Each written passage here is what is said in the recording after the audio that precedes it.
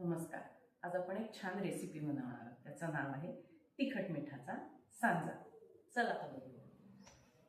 त्यासाठी लागणारं साहित्य आहे 1 वाटी मध्यम आकाराचा बटाटा सालं काढून तुकडे करून घेतलाय, 4 ते 5 हिरव्या मिरच्या बारीक चिरून घेतल्यात, 3 ते 4 लसूण पाकळ्या कुटून घेतल्यात, 1 वाटी बारीक रवा खमंग भाजून घ्यायचा आहे, 1/4 वाटी आंबट ताक, 1/4 वाटी पाणी, नारळ, कोथिंबीर, मीठ, 4 ते 5 टेबलस्पून साखर, तेल, हळद, हिंग, मोहरी. इथे मी साधारण पाव वाटी तेल घेतले.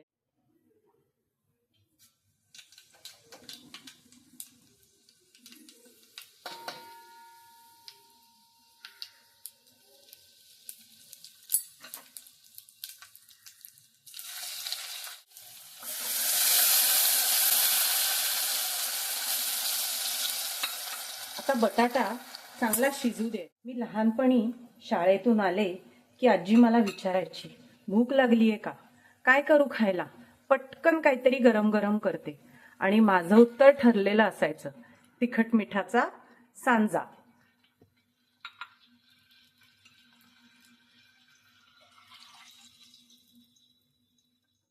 आता ह्याला उकळी फुटायला लागली आहे. आपण ह्याच्यात साखर देखील घालून घेऊ.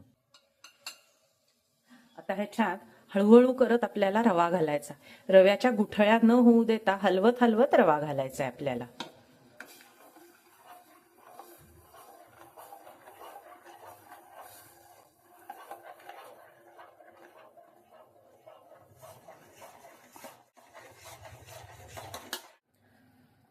आता ह्याला दणकून 2 वाफा काढायच्या आहेत आपल्याला.